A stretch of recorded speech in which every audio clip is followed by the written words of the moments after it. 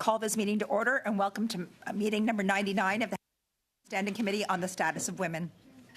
Today's meeting is taking place in a hybrid format pursuant to the standing orders. Members are attending in person in the room and remotely using the Zoom application. Since all of our witnesses today are virtually, I'll just remind you to ensure that you're muted if you're not speaking, and just to raise your hand if you have a question during that time. And if there's interpretation, just interrupt so that we can hear you. Just reminding everybody in the room just to make sure your earphones aren't too close to your mics. We want to ensure that there's no issues for our interpreters. And with regard to the speaking list, the committee clerk and I will do the best we can to maintain the consolidated order of speaking for all members.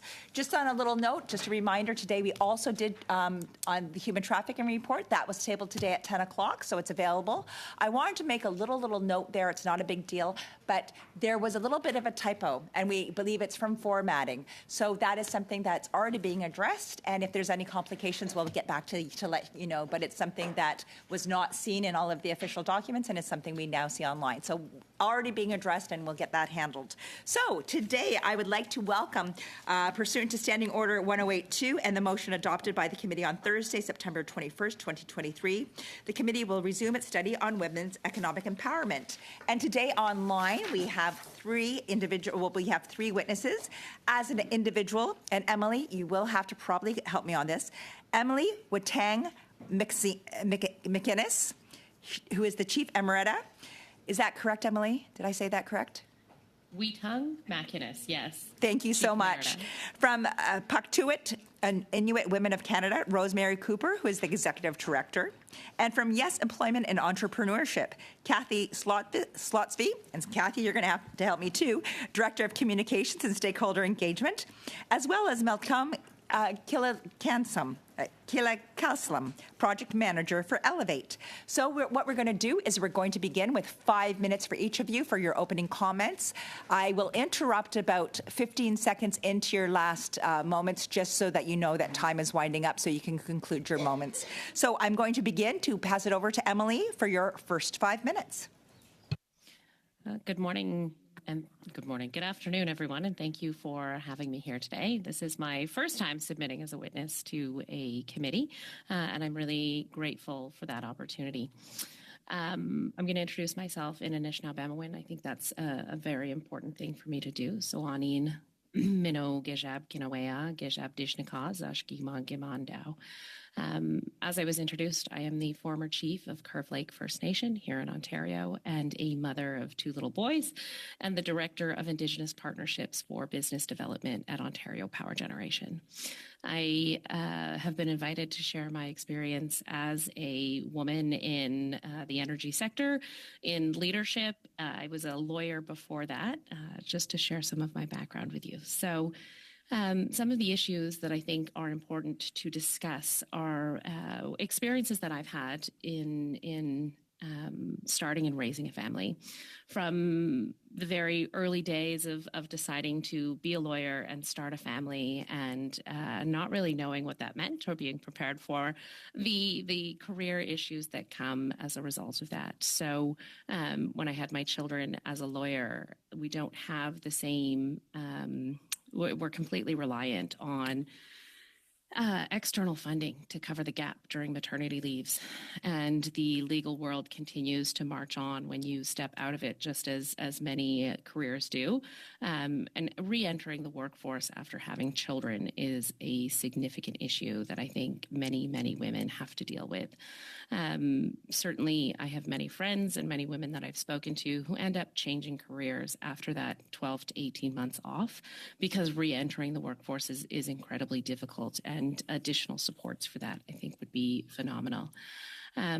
Moving through your career and my time as an Indigenous mother living on an Indian reserve, being able to take care of my children, and I've spoken about this before, bathing your children in a community where they can't put their face in the bathwater because it may be harmful to them is an incredible struggle. And I know we've made progress in recent years on getting access to clean drinking water in communities in First Nations across Canada that I'm very, very proud to have been a part of. But just keeping in mind that those are the issues that Indigenous women face, and then moving through my career. I've participated in the Electrification and Energy Transition Panel in Ontario. I'm on the Canadian Electricity Advisory Council federally, and finding scheduling conflicts and the need to balance not just work and additional participation, but being a mother of an Indigenous mother of Indigenous children and scheduling around school times and being able to support a family are incredibly difficult things to juggle, things that need to take a lot of time and care, and making sure that there's understanding in scheduling for the priority of being a mother to Indigenous children in an education system that hasn't always been supportive of our own choice is a really big issue that I face on a regular basis. So making sure that there are opportunities to support women through those transition processes. In recent years with the pandemic, I think some of the positive things that I've seen involve the ability to work from home. And this has made a significant impact in my life in being able to balance the most important role that I have as a mother, and my role, my career, is the ability to be able to be there during the day when my kids need me and still maintain a career, being able to juggle that and having a partner who is incredibly supportive, but also has the ability to juggle some days in the office and some days at home so that we're there to see our children at the end of the school day is a significant factor that's incredibly important. And I think the more that I see of opportunities to balance, find that work-life balance and be able to be a mother, the more hopeful I am that I can continue to advance in my career and support the energy transition that's incredibly important to me personally because of things like climate change. So I don't know that I've taken up the full amount of time that we had, but that's my submission today, and I'm sure we'll get into more issues as we address the questions the committee will have. Thank you, Chimigwech. Thank you so much, Emily. And you know something, almost exactly to 5 minutes, just a few seconds short of that. So thank you. We're now going to pass it over to Rosemary. Rosemary, you will have the floor for 5 minutes. Can you hear me okay? Just fine. Okay. Nusakut, Madam Chair, committee members, and guests and staff. My name is Rosemary Cooper. I'm from Iqaluit Nunavut, and I'm the Executive Director of Paututut Inuit Women of Canada. Paututut is a national voice for Inuit women, girls, and gender diverse Inuit wherever they live in Canada.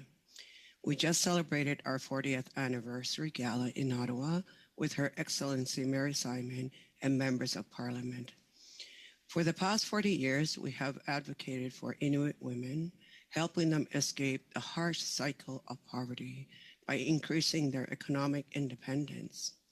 Inuit values are the foundation of any economic development and what we advocate for. Our role is to ensure the needs of Inuit women are met, from remote fly-in communities to urban centers. We work to identify and address barriers to economic empowerment. Today, I would like to highlight 3 of these barriers, and they are access to employment, safe and affordable housing, and sustainable resource extraction. In Canada, we consistently experience lower levels of economic participation in comparison to non-Inuit. In recent years, the national average of unemployment rate was approximately 7.3%. For Inuit, the average unemployment rate was more than double that at 16%. Due to the lack of access to employment, Inuit women often need to create their own entrepreneurial opportunities. To address this, we have several initiatives to support Inuit women. One of the ways we do this is with our Paututut Inuit Women in Business Network. This is a national initiative that provides workshops and resources to support Inuit women's economic empowerment. Any barrier is access to safe and affordable housing. Another barrier, sorry. This is key to the health and well-being of Inuit women and our families. In recent statistics indicate Inuit face the most overcrowded living conditions in Canada. This has a direct negative impact on several health concerns, such as tuberculosis, family violence, and the wellness of our communities. As the committee has heard from previous witnesses, access to safe and adequate housing is key to addressing gender-based violence and a major barrier to economic empowerment. If we want betterment to economic equity for all women in Canada, access to safe and affordable housing for Inuit women cannot be forgotten. Paututi continues to advocate for increased and safe participation of Inuit women in the resource extraction industry. As further investments and more jobs are created in our communities, they must be rooted in our Inuit values and principles. Otherwise, we risk unsustainable practices in resource extraction and employment. This industry must be developed in a way that ensures equitable access and safe employment. This is done through research, community consultations, and valuing lived experience. We underscore the need for consultations to be done in a meaningful way, which is why our appearance before this committee is deeply appreciated. In closing, I wish to thank the committee for the invitation. We value our partnership with Government and Canada and appreciate being engaged in your study. Nakumin.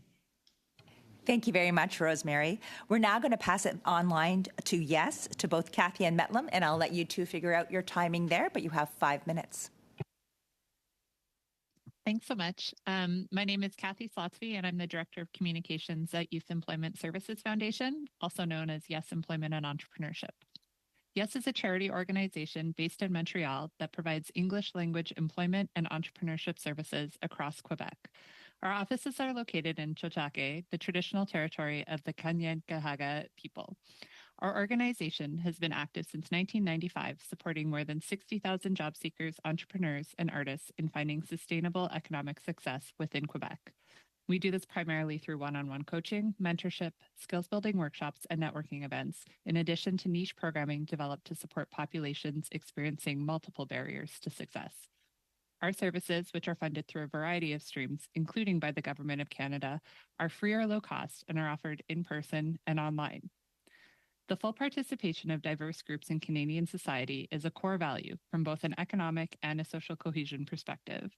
The English-speaking community of Quebec is the largest linguistic minority in Canada and represents almost 16% of Quebec's labor force. However, the 2021 census confirmed that the community continues to lag their French counterparts economically, with both a higher unemployment rate and a lower median income, and these gaps are growing. It's important to note that the English-speaking community in Quebec is also incredibly diverse, and that's represented in our clients. Last year, this included 67% who self-identified as women and 3% as non-binary. In addition, 34% of our clients self-identified as a member of a visible minority. The diversity of our community dictates that we must view economic outcomes with an intersectional lens, as many members of our community experience multiple barriers to success. The lasting impacts of the pandemic have had a disproportionate negative impact on women-led businesses. The impact of the gender equity gap was further emphasized for women entrepreneurs who identify with other minority groups. Further, scaling and growing a business is more challenging for women entrepreneurs. While improvements have been made regarding seed funding, women continue to comprise only 15% of overall financing. To better support women's economic success within Quebec, and with the support of government funding, we began offering niche programming tailored to women in 2012. Some of the highlights include several programs to support the retention and advancement of women in STEM through supports like networking, mentorship, and the development and recommendation of inclusive corporate solutions. That program ran from 2012 to 2020. In 2019, we introduced the Elevate Women Entrepreneurs Program with the support of the Women's Economic Strategy Ecosystem Fund. This program created systemic supports to enable gender equity and entrepreneurship in Quebec. and the Women Employment Readiness Quebec pilot program, funded by ESDC, ran from 2022 to 23, focusing on creating systemic change for gender inclusivity in employment. Our employment program is popular and successful, averaging an 80% success rate. However, further support is needed to continue to integrate more women into the economy, with an additional focus on those facing multiple barriers to employment. Funding to support the development and execution of long-term niche programming is needed. While pilot programs have been overwhelmingly successful, financing has not been sustainable to build and grow these programs long-term. Finally, wraparound program supports, such as wardrobe allowances and technology allocations, go a long way to ensuring inclusion and access. I'd like to introduce my colleague, Meltem Kilikasla now, who led our Elevate Women Entrepreneurs program for 3 years and will speak to some of the additional opportunities for support. Meltem? Meltem, you're going to have about a 1 minute and 20 seconds, okay? Thank you, Madam Chair. My name is Meltem, and I'm honored to lead the Elevate program, supporting 600 diverse women entrepreneurs annually. At Yes, we value our community's diversity, each client with their unique backgrounds, business sectors, and even personal definitions of success. Today, I would like to shed light on 3 important areas that are crucial for the continued success of our initiatives and the empowerment of women entrepreneurs. Firstly, these programs are only available because of the available government funding, yet the success also relies on collaboration with corporate partners, community organizations, and volunteers. Financial incentives and recognition of their commitment are vital in fostering successful ongoing partnerships. Secondly, 2/3 of supported women prioritize sustainability and social responsibility over scalability. Yet funding often doesn't cater to these solopreneurs. Addressing this gap requires tailored funding mechanisms. Lastly, the landscape of About work is 15 evolving. seconds, okay? 15 seconds. With freelance remote work emerging as a new norm. And at Yes, we proudly support the freelancers, and I'm hoping that we will continue through government programs. We can provide communication platforms, documentation management systems, and so on. Thank you for your time and commitment to this cause. Thank you so much, and thank you for everybody being so good with your comments. We're going to start with our 6-minute round, and each party will have 6 minutes. I'm going to turn the floor over now to Michelle Freire. Michelle, you have 6 minutes. Thank you so much, Chair, and thank you to all of our witnesses for being here today at the Status of Women as we study the economic empowerment of women and a wealth of information brought forward by our witnesses. And I want to start with a witness from the riding I come from of Peterborough, Kawartha, but Curve Lake First Nation in particular, and Emily Wheatung. She's a star, and anybody just have to Google this woman's name to see what she's achieved. I'm a big fangirl of what she's done for Canadians and across the board and for her community. And I've had the opportunity to chat with her multiple times, and I thought, you know, with International Women's Day around the corner, I thought this would be a great opportunity to revisit a conversation we've had before. And the 3 things I heard you say when you gave your opening statements, Emily, is, you know, childcare, clean water, and partner were kind of like the things that jumped out in terms of helping women achieve their economic empowerment, so to speak. And I want to touch on the partner aspect, because you and I have had this conversation, and as women have really found their stride and have sort of been elevated in society and been able to sort of sit at the tables that forever they weren't invited to sit at, where do men fit into that? And we've seen a lot of the breakdown in families because sometimes the roles have become confusing for some people. And one of the things I've always said about feminism is it's really about women need to know that they need men as much as men need to know they need women. And we need each other fully. And so I guess what I'm asking you is your take on that in terms of the role of the partner and a message for upcoming Women's Day and our roles together. Thank you, Michelle. Absolutely. I think this is something that I often breeze over because it's such an integral part of the culture that I come from. In Anishinaabe culture, men and women are equal, but satisfy these roles in different ways. And without a partner who was at home supporting me in going out and making these changes and having this career, I certainly would not be able to take the time away from family to attend the things that I do attend. It's remembering that starting place of balance in our communities. Curve Lake elected the first female chief in all of Canada in 1958 with Elsie Knott, and that's the community that I come from, a community that empowers women and supports women. And the men in our community consistently advocate and support for women in leadership, for women in all roles. We opened the first childcare facility in First Nation in Canada many, many years ago. My aunt was a big part of that. This is a role model that I have. But it also allowed women in our community to start to have jobs in the community, to have somewhere safe to leave their children during the day, in order to be able to go out and participate and have that independent economic opportunity. And it's allowed our community to support many, many women going through this. And I think that's a really integral part, is having a group of men, having men in our communities in Canada know that supporting women is the way that we're going to achieve better things, and building policies around that is going to be very, very important. Thank you, Michelle. Yeah, I love that. And I think it's a powerful conversation because nobody wants to be displaced. And I think you can elevate women while empowering men and kids, and especially the boys who are watching those relationships at home, which sets the future of the next generation. I've always said our boys, like in our generation, they won't know any different. They won't know any different than a mom who is a leader. They won't know any different than a mom who's out working and a mom who is sitting at the table, you know? And so I think it's really interesting. But I would love you to share, and you've shared this with me before, your culture in terms of how it views the role of man and woman and how they are so linked. Absolutely. In our culture, men are typically responsible for the fire and the food, and women are responsible for the fruit and the water. And without one part of that, if you lose one half of that equation, the world is not in balance. You're not feeding your family. If you don't have water and you don't have food, if you don't have shelter and fire and the care that women provide, all of those things have to come together, and they lean equally on each other. And that's the cultural understanding that we have in the approach to the world that I was raised in. I come from a family of 5 girls, and my dad was probably the best girl dad you could ever imagine.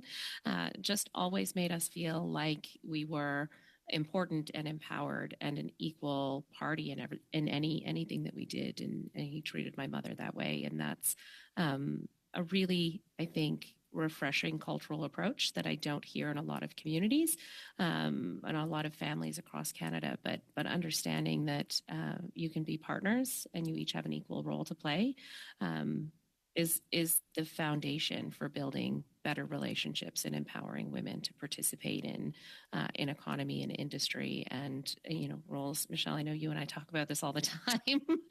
Sitting at this table as mothers is a really, really important place for the next generations to see us. 40 seconds. Well, I guess I would just say thank you for being here. Thank you for what you do, and finding that balance. We were joking before we've had this back and forth where it's like women get to have it all, and isn't that great? Some days it's good and some days it's bad, but awesome. Thank you so much, Emily, and thanks for being here today, and thanks for the work that you do. Wonderful. Thank you so much. We're now going to pass it over the next 6 minutes to Sonia Sidhu. Sonia, you have the floor for 6. Thank you, Madam Chair. Thank you, all the witnesses, for insightful testimony. You were talking about that, you have 5 siblings, and then it's nice to see when there's a girls in the family. I have twin girls, and definitely for the equity, you talked about that. Ms. Clifford, how do you think the federal government's childcare agreement, with the provinces, especially to Ontario and Nunavut, helped Indigenous women in the workforce? What more can be done to better implement these agreements? In relation to, I think you're referring to $10 a day daycare. If I can get clarification to that point, if that's the point for Inuit Nunangat, our challenge is infrastructure, housing infrastructure generally. If we don't have the infrastructure to provide daycare, our limitations are real for Inuit women to participate in the economy. It's a real challenge for Inuit. We're still very dependent and reliant on home daycares. to ensure that Inuit women are participating in the workforce. My next question is to Yes Employment and Entrepreneurship. Your organization has also collaborated with the federal government on your Elevate program, particularly interestingly on your e-learning platform. How are such digital resources are useful to advancing the economic empowerment of women entrepreneurs, especially on that point? Meltem cut me off. If you'd like to speak to this, Meltem was our Elevate project manager. E-learning is incredibly important, especially when dealing with women entrepreneurs. As much as we can make our programs and our content accessible, and that means available at different hours and different locations, it only helps build the success of the programs. Our offices are open 9 to 5. We have a physical office that people can come into, but that's not always realistic for entrepreneurs in general and women entrepreneurs specifically. So e-learning platforms allow people to learn content, take their skills to the next level on their own schedule. Thank you. My next question is back to Ms. McLean. Have you done I know you did a lot of work in advancing the right of Indigenous communities, but including those that face unique barriers on reserves. Could you elaborate on what these challenges look like for the economic empowerment of Indigenous women on reserve, and how these barriers, the federal government can work on those barriers? We can remove that, and then we can empower our women mostly on reserves, which they have unique barriers.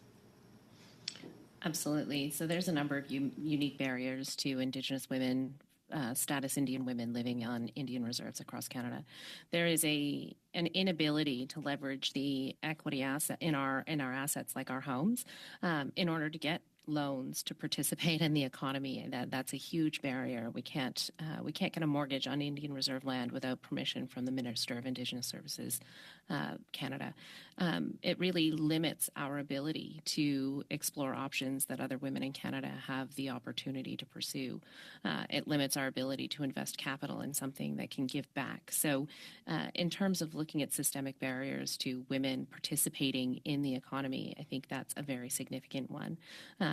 But we are facing a good benefit. We have an opportunity in the childcare that is available in our community to status women.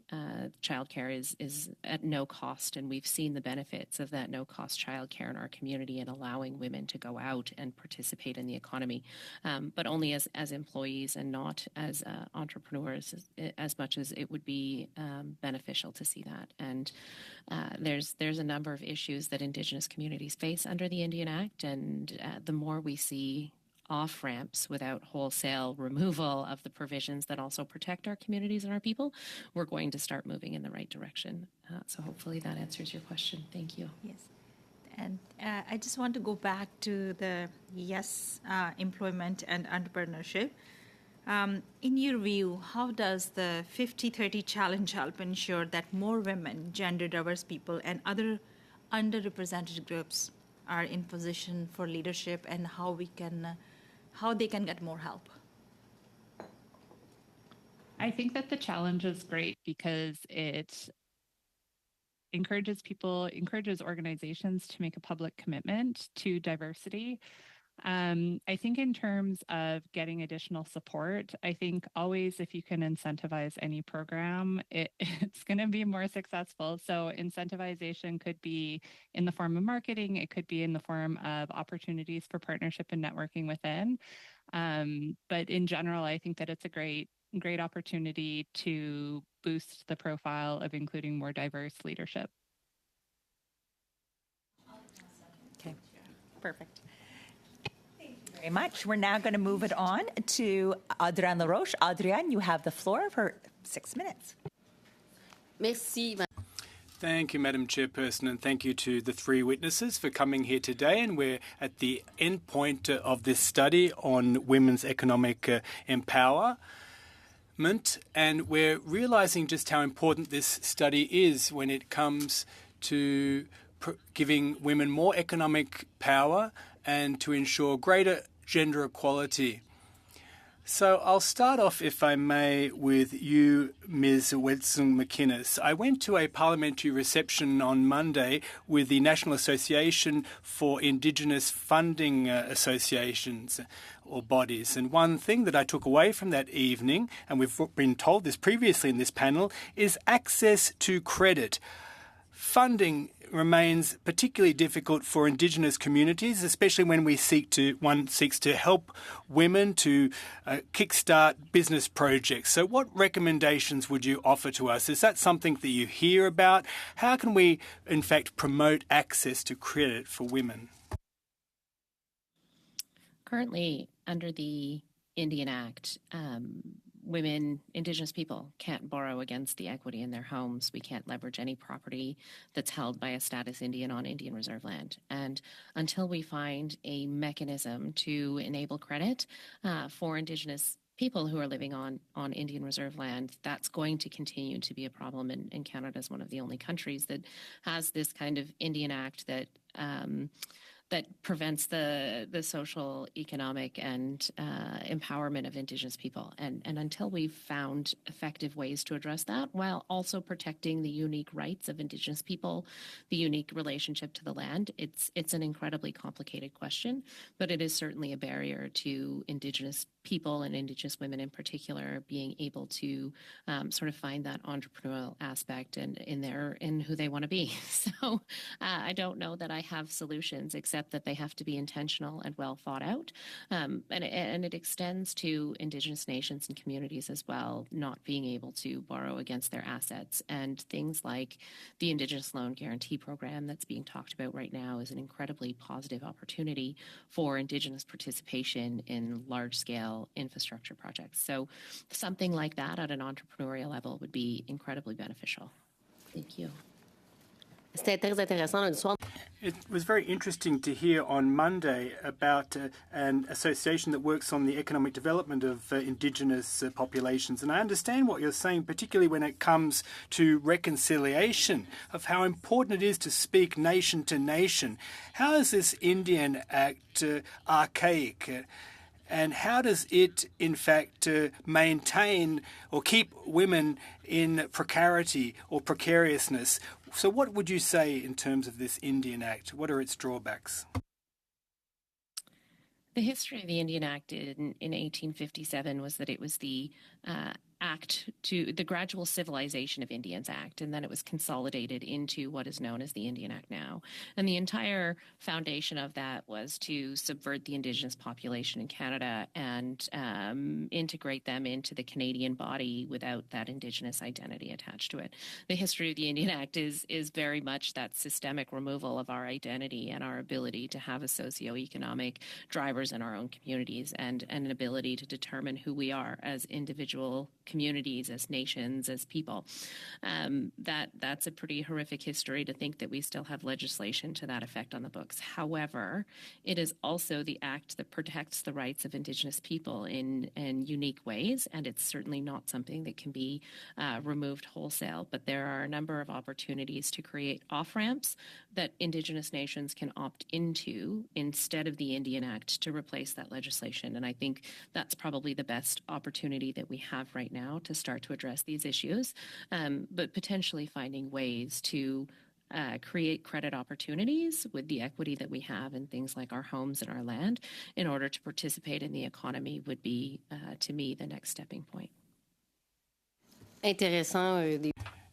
Interesting. Great solutions you've just offered up. And as my colleague said a moment ago, it's very impressive what you're doing. You're working on the energy transition in Ontario, in fact. And interestingly, last Thursday I attended an event for a women's entrepreneur network. It was part of International Women's Day, and it took place in a suburb of Montreal. And what was interesting was that during that panel, a representative from BDC and other stakeholders and advocates, including the director of this women's advocacy group in Quebec, Ms. Bachand, said just how important and interesting it is for women to be able to engage in sustainable development and to be entrepreneurs and business women in their own right. What are your thoughts about women's role in advancing technologies, especially as part of a green transition, i.e. women's leadership role? I see a great opportunity on the energy transition conversations that I've been a part of. Women have a different perspective on long-term planning, and I think that's a real opportunity that needs to be leveraged and included. My experience has been, not wholesale, but mostly, that women are looking to plan for their children and their children's children and many generations into the future. And this culturally resonates with me as an important aspect of what energy planning needs to look like.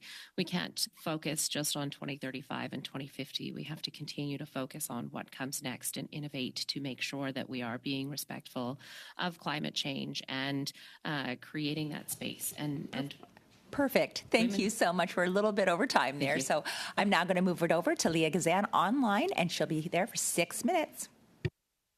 Thank you, Madam Chair. My first question is for Madame Watang McInnes. In the last Parliament, we passed Bill C-15 to make sure that all legislation going forward was compatible with the United Nations Declaration on the Rights of Indigenous Peoples.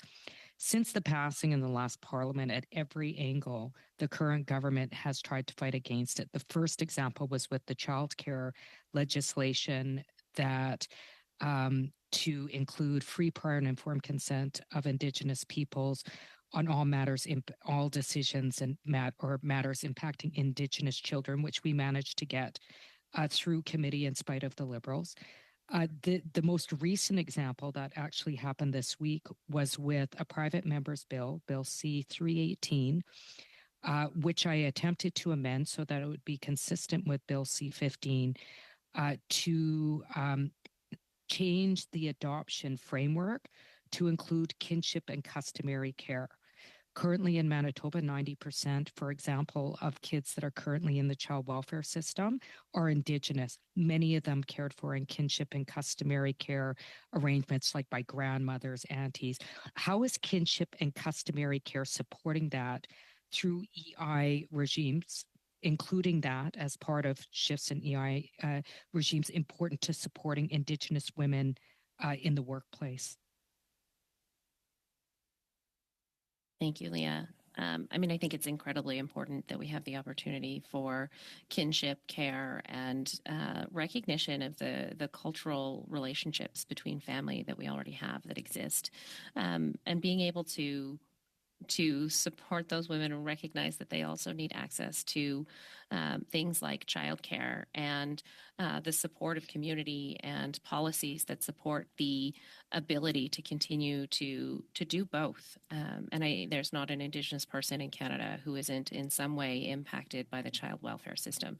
It's just a fact. It's a fact we all face on a regular basis. And Indigenous governance, Indigenous chiefs and councils, First Nations governance is consistently dealing with how do we ensure that there's connections between children from our communities and their culture, and how do we maintain that? And the more support there is for kinship care and child care in our communities, the more opportunity there is to continue to pursue that. Just following up on that, we know through the National Inquiry into Murdered and Missing Indigenous Women and Girls that the child welfare system is a direct line and called a pipeline into becoming murdered or missing. Certainly, I see that in the community I represent in Winnipeg Centre, where, we had the tragedy that started the whole national inquiry when young Tina Fontaine was murdered in our community.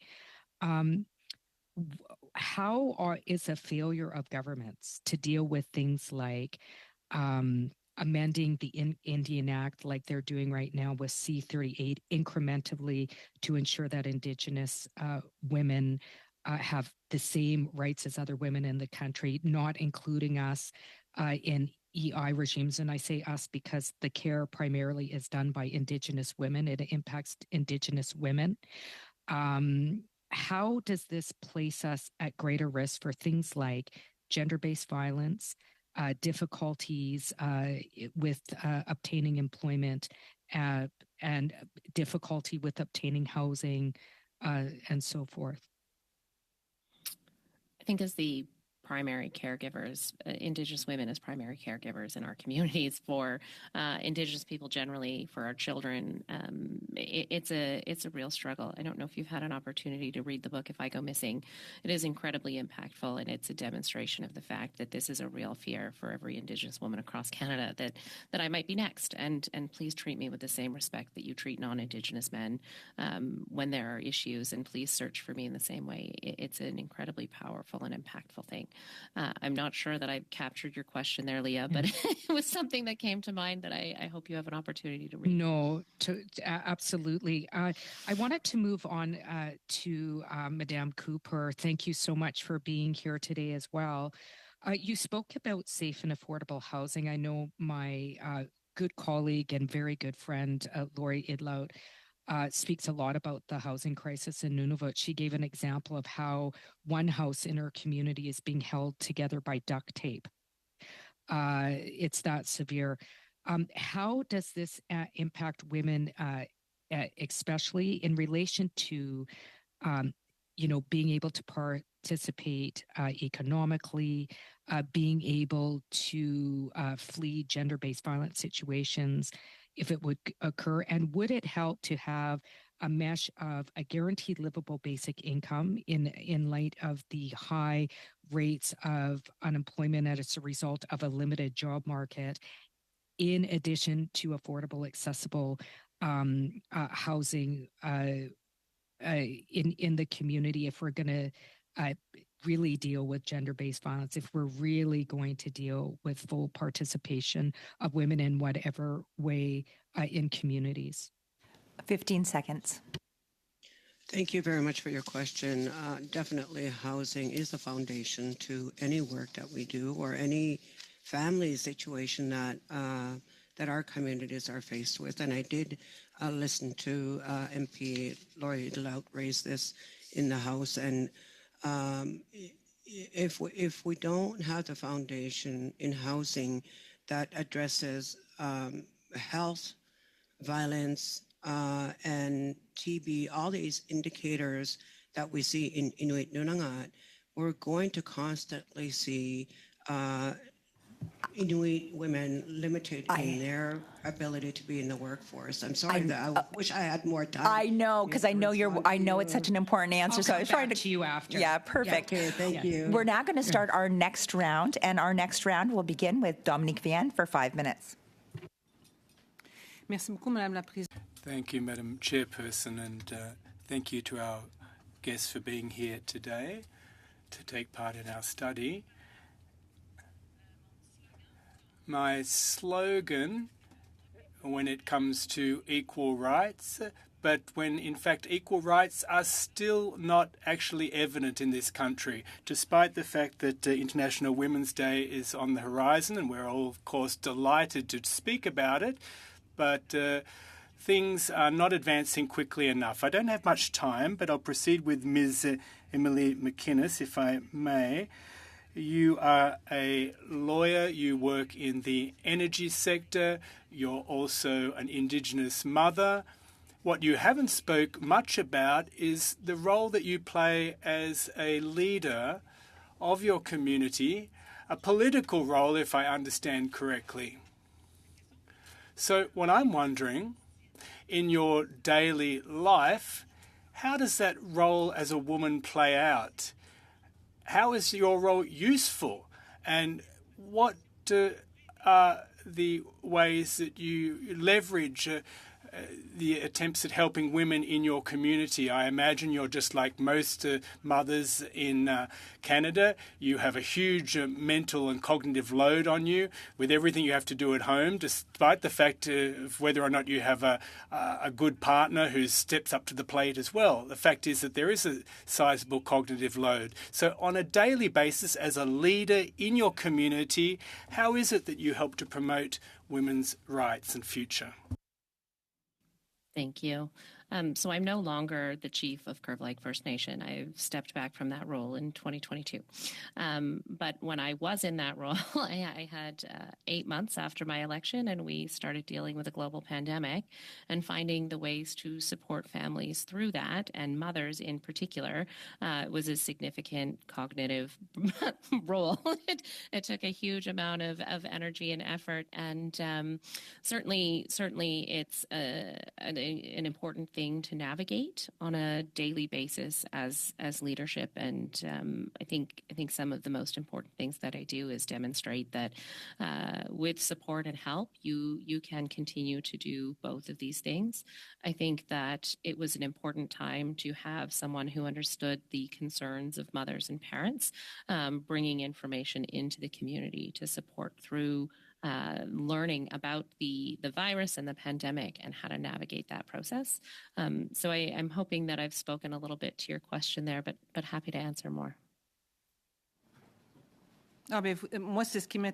Well, I am indeed interested in that. I thought that you were still in that leadership position, but regardless, that lived experience that you've had has been surely meaningful for the women in your community. Now, for example, have you put in place organisations, particular services, any special assistance that is offered to women in your community under your leadership? There are probably just not enough women like you that head up communities, are there? I think there's a growing number of female Indigenous chiefs, which is a phenomenal role to be a part of. When I was elected and I attended my first Assembly of First Nations, there were 4 other female chiefs sitting together who took me under their wing and supported my growth in that role. And without that mentorship, I think we would not have women in leadership the way that we do. It's an incredibly important part. My community, as I said, has always been incredibly supportive of women. I feel like the majority of supports for women in our community were in place by the time I was elected. We have a daycare center in our community that takes children as young as 6 weeks, and without cost to Indigenous women in our community, supports those children until they reach our school program. And we have before and after school care at our daycare center for Indigenous mothers in our community. Seeing the benefits of that is incredibly important, and I think one of the best things that ever happened to my community. In closing, tell me, 30 seconds I have left apparently. So you mentioned that there are women who own houses who have to obtain the minister's permission to remortgage their houses. Is that correct?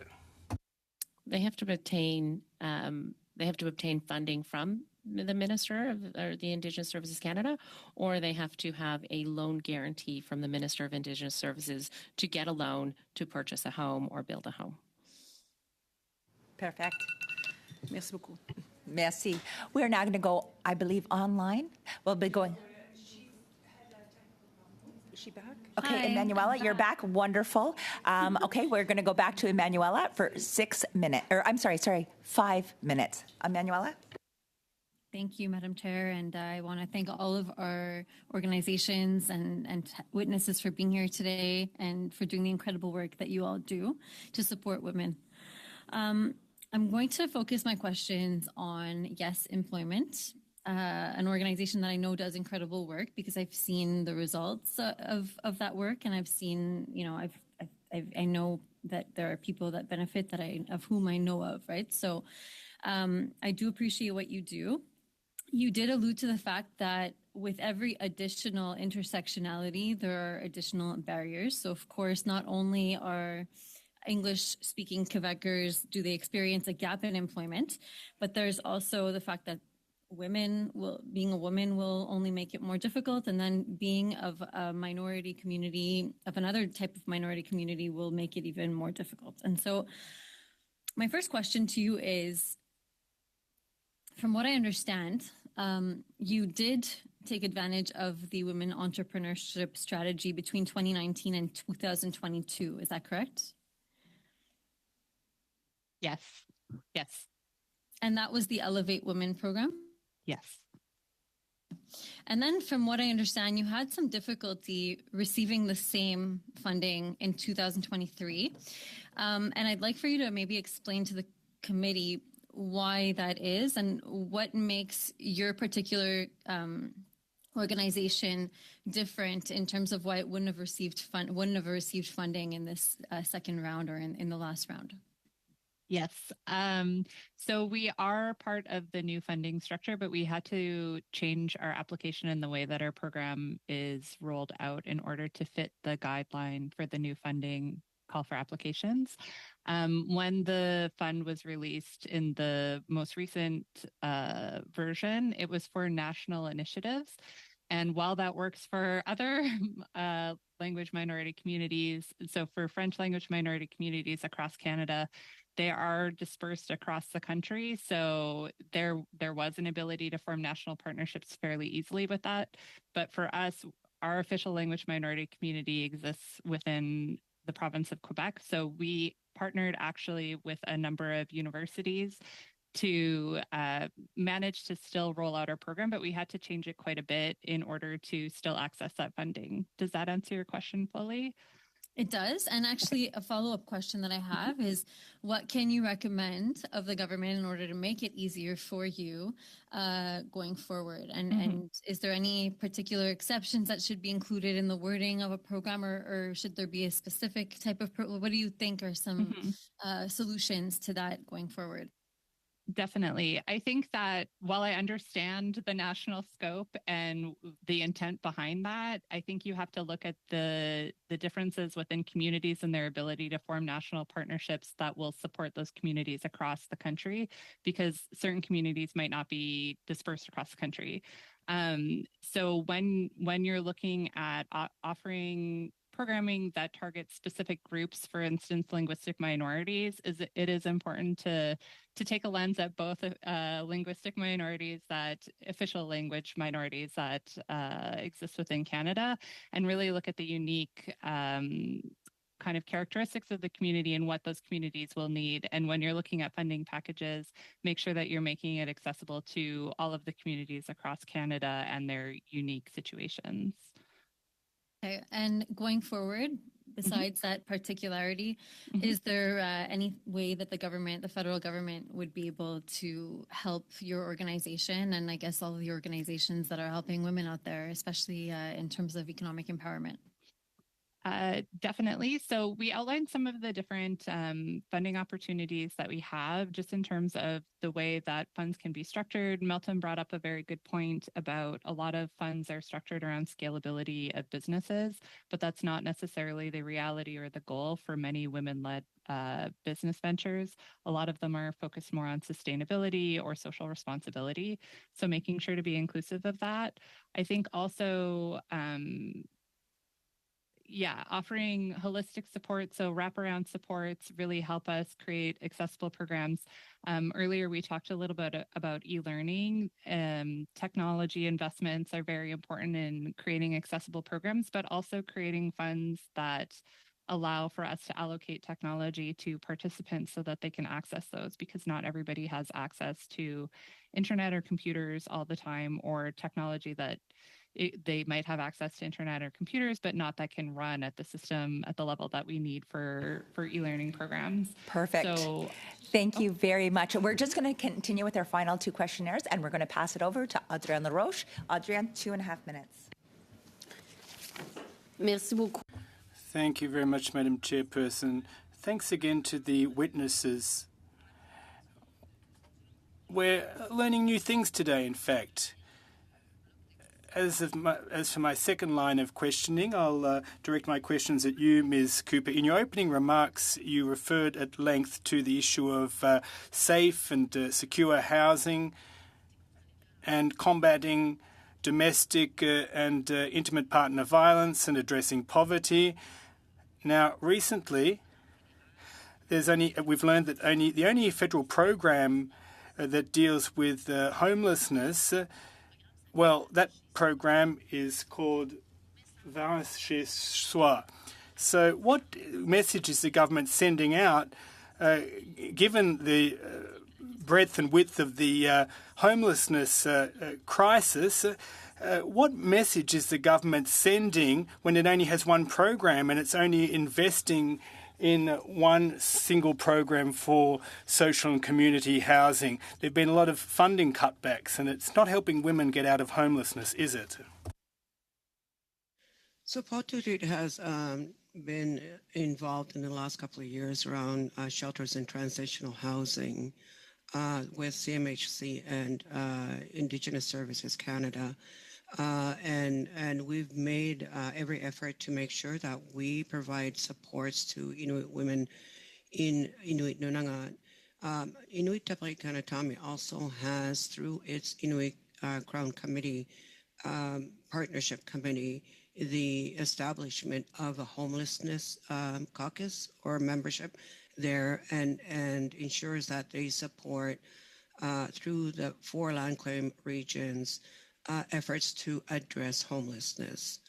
In relation, but just going back to the question on Ms. Gazan, I'm very happy to respond in a written format, and I know that time is very sensitive today. But again, in the homelessness or housing is the foundational issues for Inuit. And if we're going to combat this, it means partnership at all levels of government.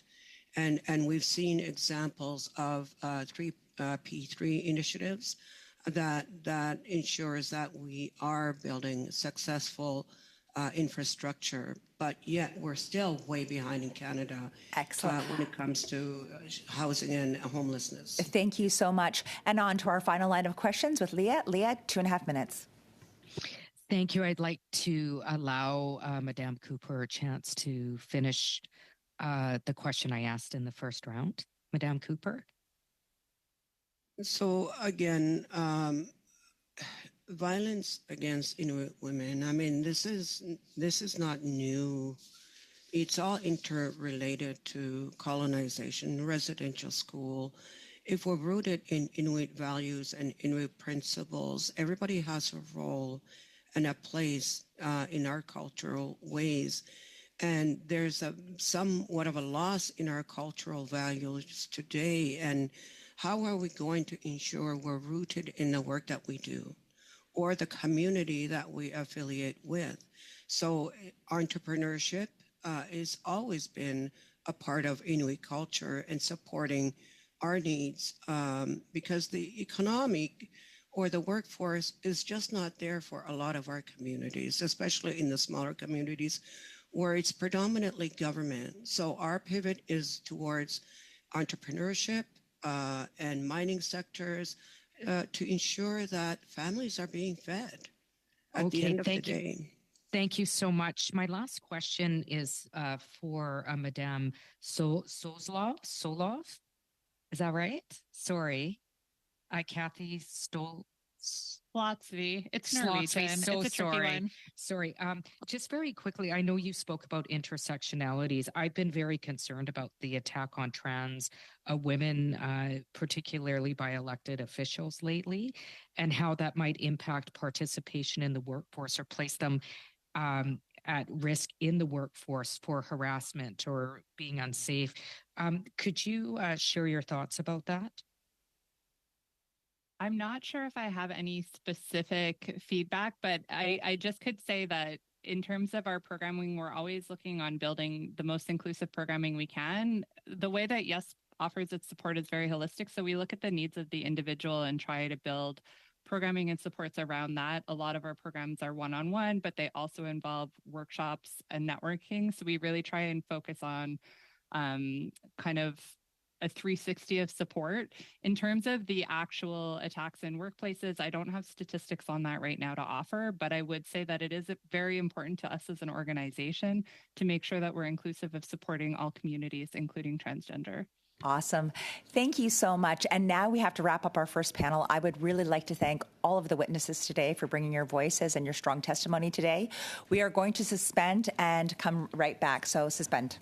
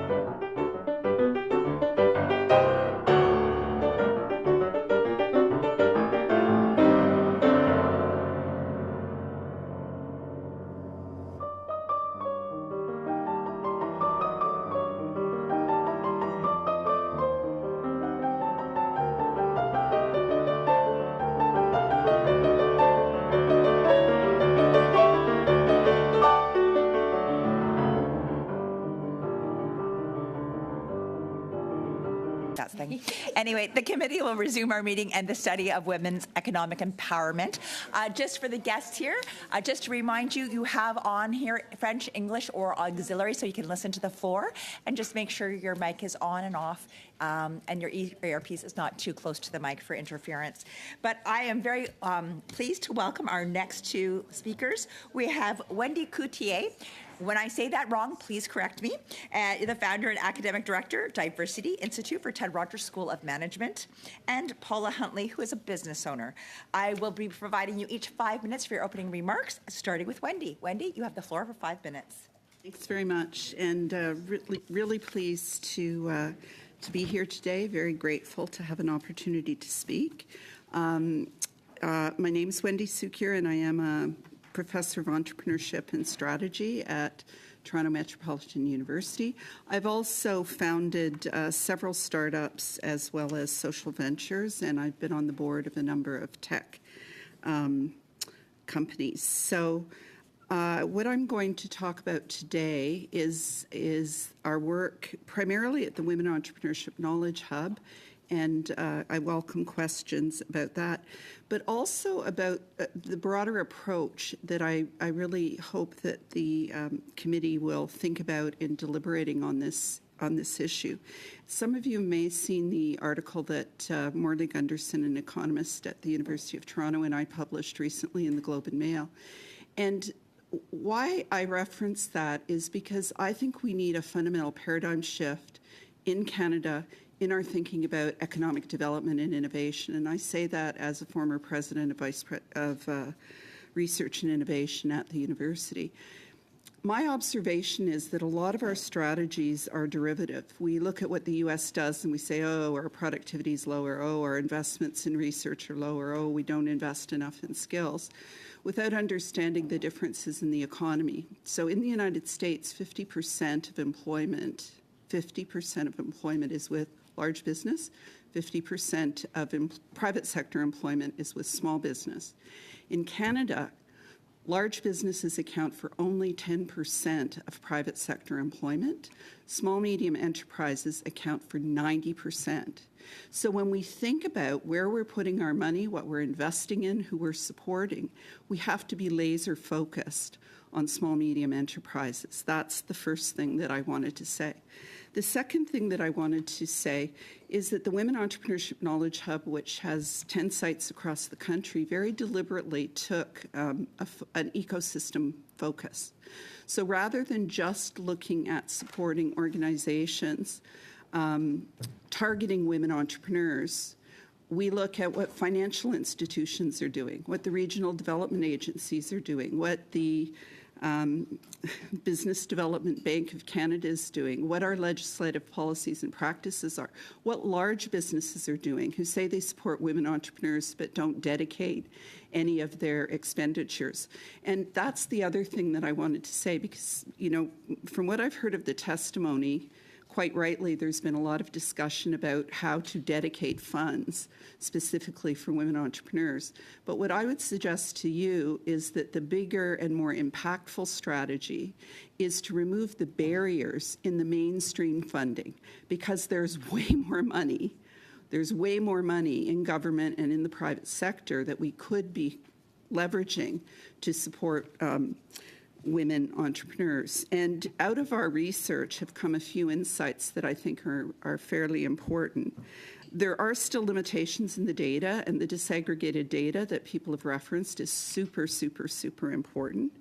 We are encouraged, based on the data that is available, it does appear that women are both gaining traction in terms of majority owners of businesses, and also in narrowing gaps. So women now are almost as likely as men entrepreneurs to export.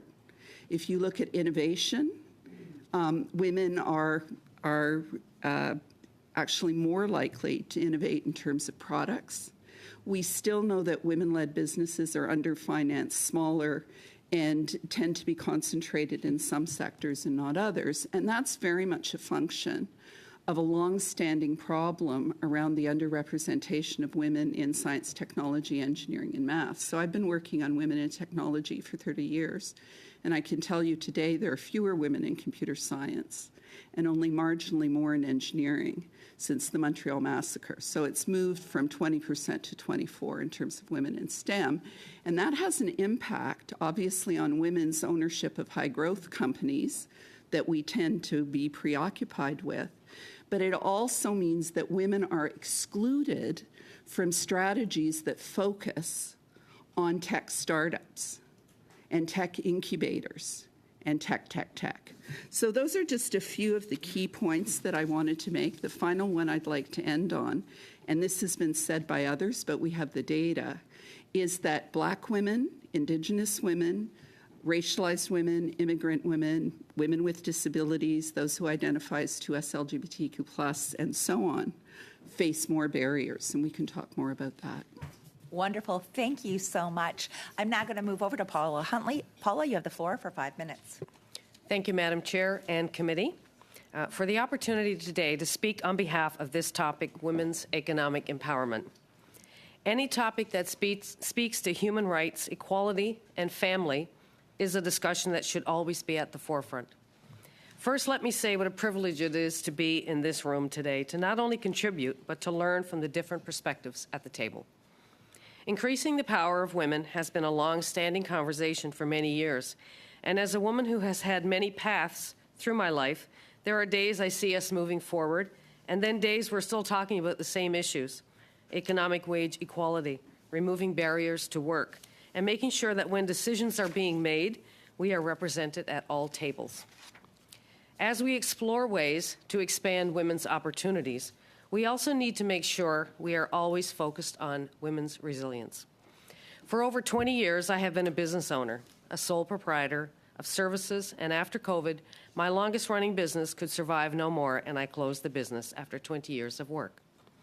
I continue to run a second business, a consulting company, as a sole proprietor, and it has had its challenges through COVID, but over the past 5 years, I have looked at ways to recreate and combine services while also ramping up my brand of who and what I stand for in my community.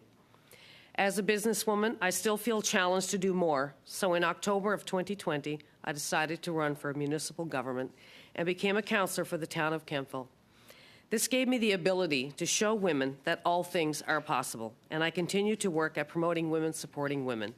I added a note in there that our council is a 7-member team with 5 women and 2 men. Raw. Creating sustainable programs to help women and children, creating yearly businesswomen events to create our successes, and be a mentor when the ask is called. And one of the things I had wished for was a 100-number support system to help me with ways to look at grants, ideas for creativity, and connect me to an economic partner who could cover all my inquiries in a one-stop conversation or conversations. Support systems need to be in place in every community, not just through our government, as it would help eliminate time challenges for help. As a home-based business, the worries are very real, not about other employees in my case, but about family, health care, mortgage, and life challenges. And I think through all these challenges, it probably gave me a fear of showing a side of failure. And now I do not take time off work. I work every day to eliminate the fear of no income. I also worried about if I had no work, and with my husband who cannot work anymore because of a disability, what will I do? The saying, "the struggle is real," was one I lived with. I will add that to all this, approximately 8 years ago, I had several concussions, of which the last one affected my capability of learning and thought process. Challenges are good to keep us fresh, but knowing there are easier options could move more women forward without worry. If there were any suggestions I could make, it would start here. Give women a relief during maternity leave. A percentage of pay needs to be larger than 55% and wait time decreased. If they decide to stay home for several years, whether it's a child care challenge or a way to teach and be available to their families with love and care, begins at home, and this can help their growth in school.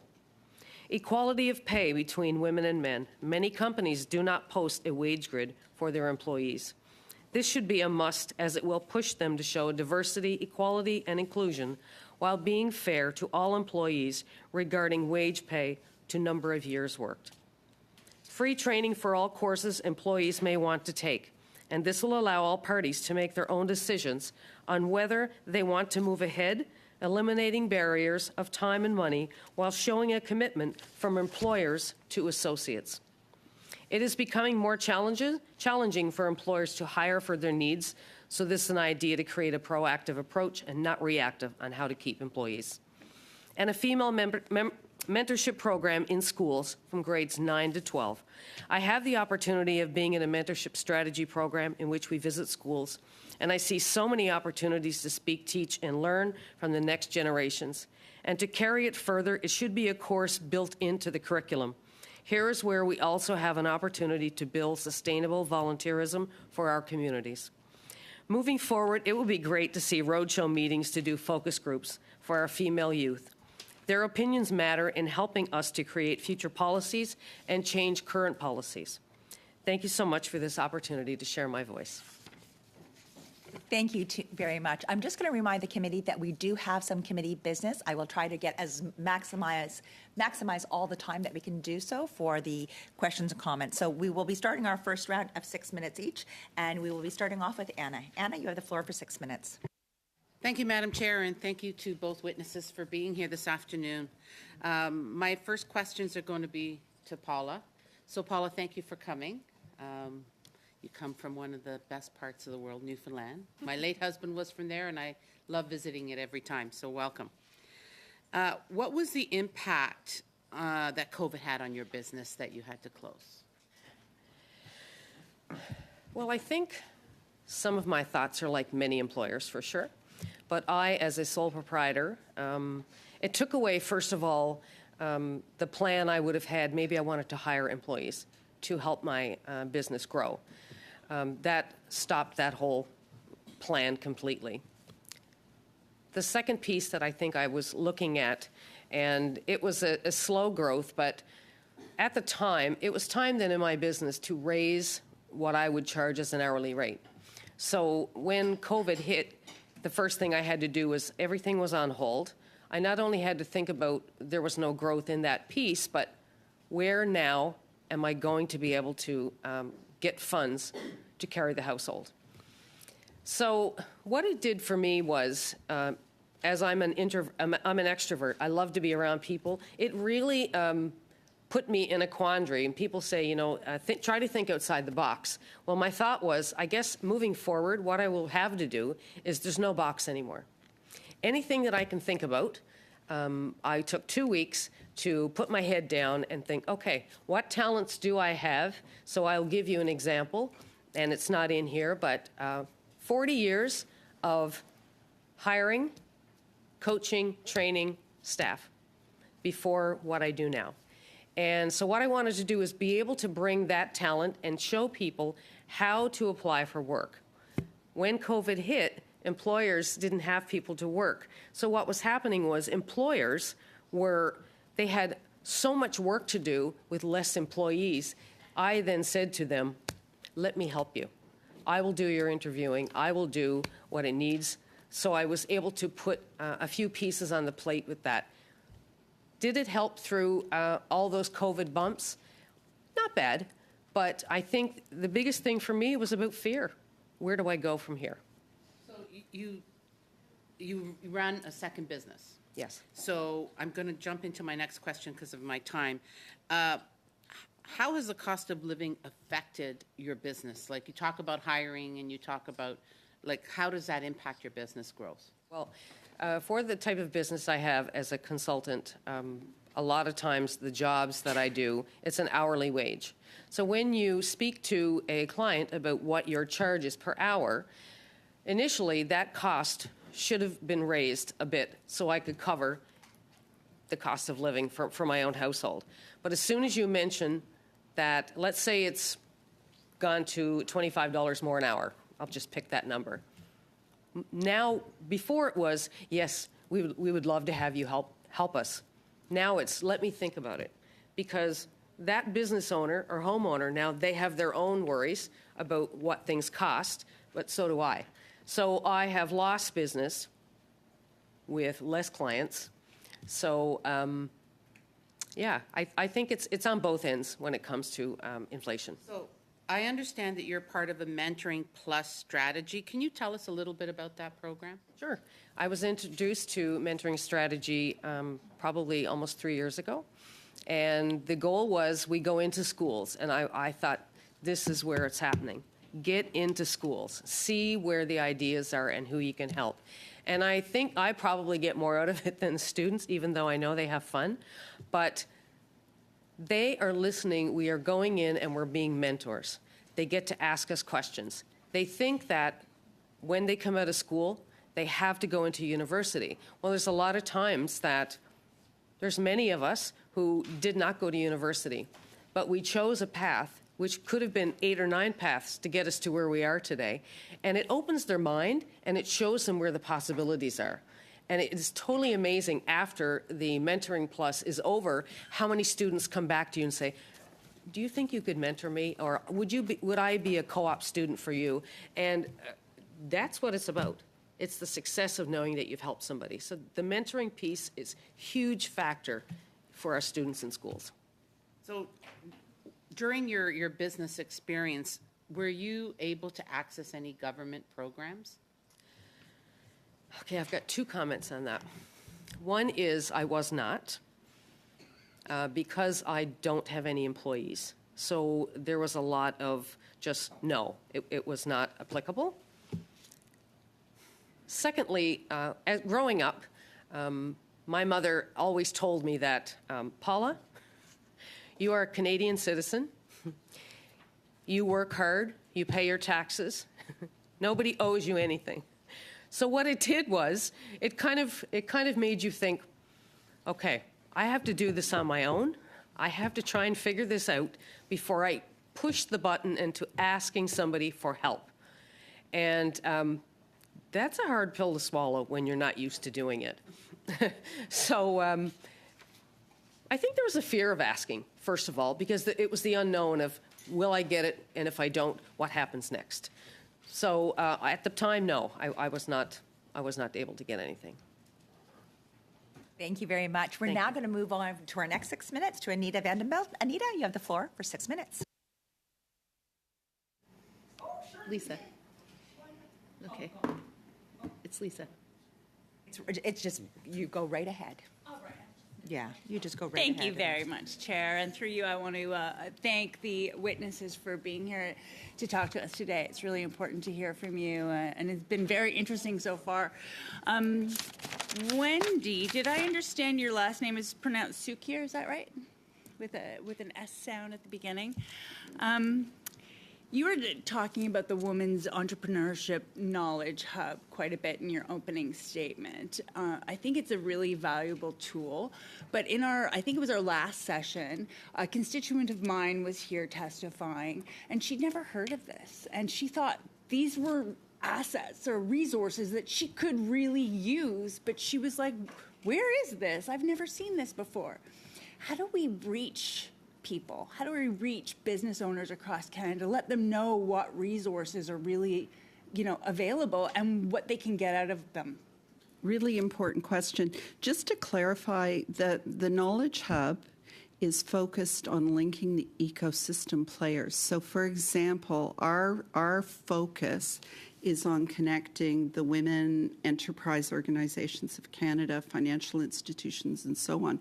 We don't actually provide the direct services to the entrepreneurs. That's what the local women entrepreneurship organizations are doing. So I just wanted to clarify that. We do have some assets that we developed actually during COVID because it was such desperate times, like the See It, Be It campaign and the Ask Give platform. But generally, we work with the organizations that are serving the women, so Corrales and so on and so forth.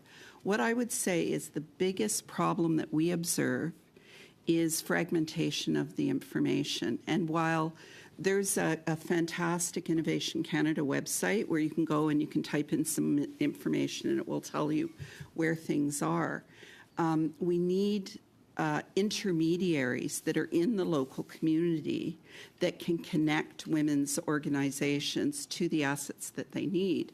And having worked with a lot of those organizations, what I would observe, the exception might be Atlantic Canada, where people seem to play nicely in the sandbox, and they are all connected together. So if you go to Volta and you don't belong at Volta, they'll send you to the Mount, to the Women's Entrepreneurship Center. There's a lot more collaboration among the ecosystem partners, I would observe, in Atlantic Canada than, say, in Ontario. I think BC, Alberta, and Manitoba have their own particular ecosystems. But knitting those things together so that if anyone comes in one door, if someone goes to BDC and BD says, you don't earn enough money, we're not interested in you, but this is the community you're in, and here are the resources. If you go to the Mount and you go in the door and they say, no, you're not for us, you should go here.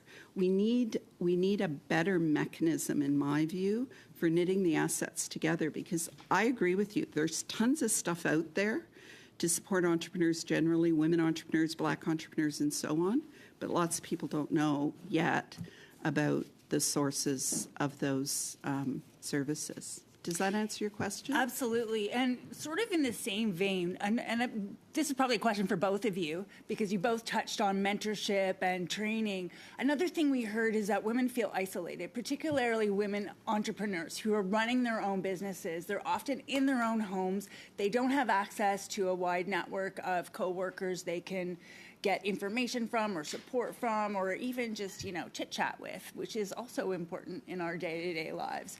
So how do you see, Paula, I was really interested in your idea of having a class which just specifically on mentorship, but maybe both of you can just talk about how do we alleviate some of the problems of isolation among women entrepreneurs? Shall I go first? You go first. Thank you.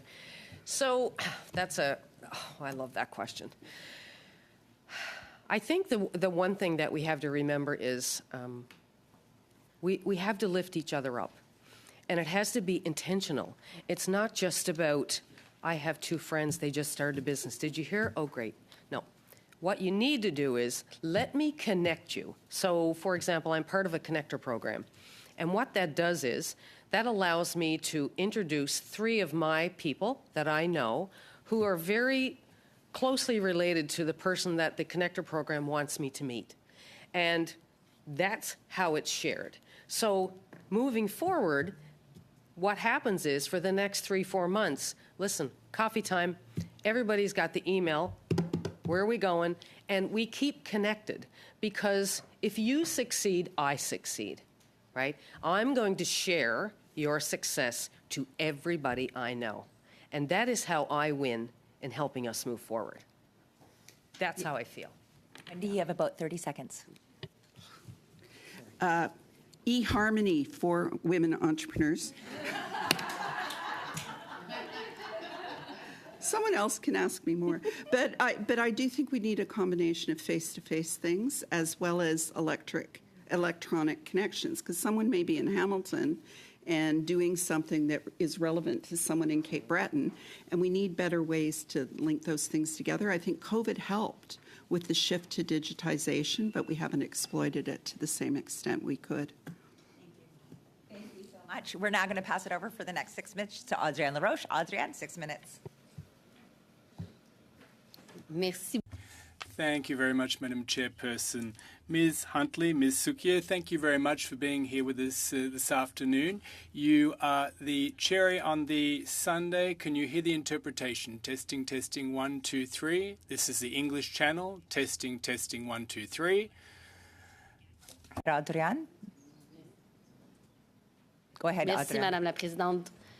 Thank you, Madam Chairperson. As I was about to say, Ms. Sukiya and Ms. Huntley, thank you very much for being with us. This is our final panel of this highly interesting study on women's economic empowerment. You're the cherry on the sundae when it comes to this study.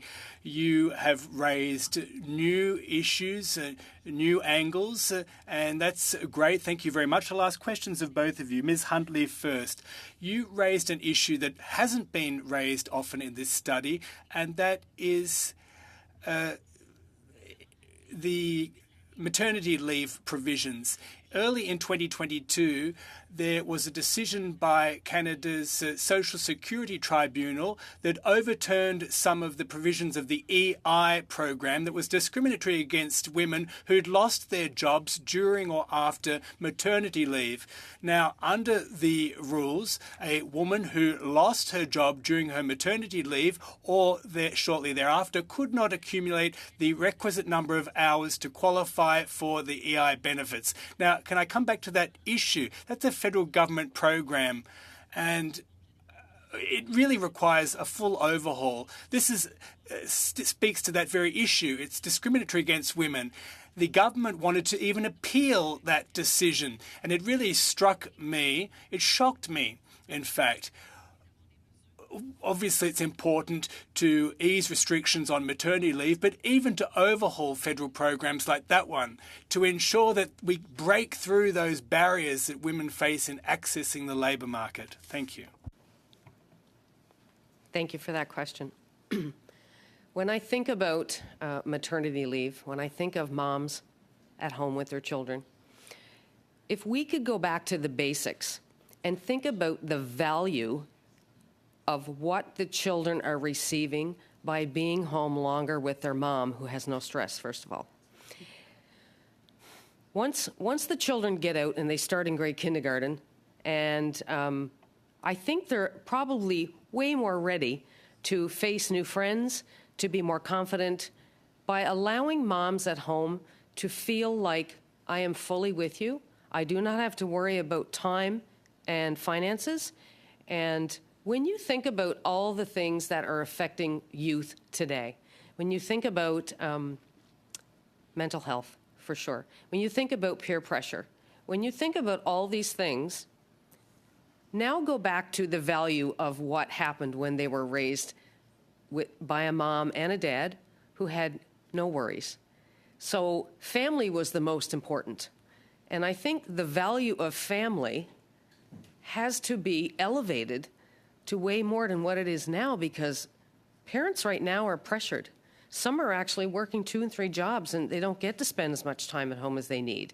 So something has to give.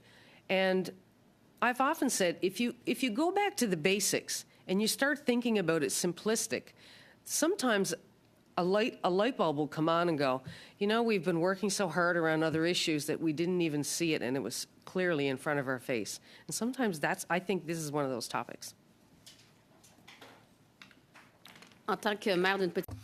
As a mother of a 2-year-old daughter, and I'm of course in politics, and I'm experiencing all of these challenges, I think it's a question of choice. In Quebec, we put in place a network of childcare services, and that has allowed women to return to the labour force. So we need to offer those women that choice. Some will remain at home, get maternity leave that doesn't penalise them, and others will avail of themselves of childcare. And I think that is what is appropriate in our society. Now, in a previous round of questions with Ms. Hutley, the question of COVID was raised on female business owners. And now, there's the whole issue of repaying CERB, the emergency benefit, or other business benefits. And the government had put in place a date where these individuals had to, or companies had to repay those loans. And it put a lot of pressure on small and medium-sized businesses, especially small businesses with just a couple of employees. And Ms. Suki, I'll come back to you in a moment about this, but it does affect female entrepreneurs. The fact is that this program had a deadline, it wasn't flexible, and, surely, and we can't even reach someone at the CRA to find ways of finding accommodations, having arrangements put in place. Why isn't there more flexibility on the part of the CRA and the government so that women don't have to remortgage their homes to pay back these loans, or have to choose to pay off a credit card using another credit card? I'm very concerned about the survival of a lot of female-owned businesses that are in a precarious state and dire straits, in fact. So could you speak to that lack of flexibility on the part of the government, which is in fact the case with many federal government programs? Seconds. That's a hard call. It is, I think, this all or nothing choice. You can have the money now, we'll wait till later and you pay it. I think there has to be a discussion right through the whole program monthly. What percentage are you going to pay? So it's not all loaded at the end, because right now I'm sure there's companies out there that cannot pay it. Well, I know there is, because of the pressures, and some have not bounced back from COVID. Thank you very much. We're going to go online to Leah Gazan. Leah, you've got 6 minutes. Thank you so much. My first question is for Madame Hunter. One of the things that I propose, you spoke about the stresses of parenting, and then you spoke about some moms having to work 3 jobs. I've actually been that mom. So I know how stressful that is. Although I have to say I was very lucky because, I had a post-secondary education, but as a single mom, to provide for my son in the way that I wanted to, my son also has special needs. I ended up working 3 jobs. I had a full-time academic job, and then I took on other contract work to support my family. One of the things that I put forward, in light of the stress of families, in light of rising inflation, but really this financial stress on families that's often borne on the backs of women, I think we know that, is a guaranteed livable basic income. My response to the crisis of gender-based violence. We know call for Justice 4.5 of the National Inquiry End to Murdered and Missing Indigenous Women and Girls calls for the immediate implementation of a guaranteed livable income for all Canadians, in addition to Indigenous people throughout the country, as a way to tackle gender-based violence. We found during the CERB, in terms of studies that were done in terms of CERB payments, that in fact it didn't make people lazy. Women particularly who wanted to go for training or wanted to change careers were then able to when they were given a guaranteed livable basic income. I'm thinking of all the folks in the energy sector that is shifting, that may want to shift but need a guaranteed livable basic income to actually be able to have a choice in terms of what they want to do. What are your thoughts about a guaranteed livable basic income in terms of how it could potentially support families, more specifically women? Thank you for the question. When I think about a basic guaranteed income, the first thing I think I would have to look at are the programs that we have now in place. So who needs what first? That's the first thing we need to look at, because I don't think that everybody should get everything. It has to be, again, I will go back to the words, back to basics, look at the programs we have, what's working and what's not. Some really probably need to maybe be eliminated and restarted. And that's the first thing I see. I think I know there's a conversation there on basic income, but it's not we can't start it out for everybody. So I would agree with you, Madame Hunter.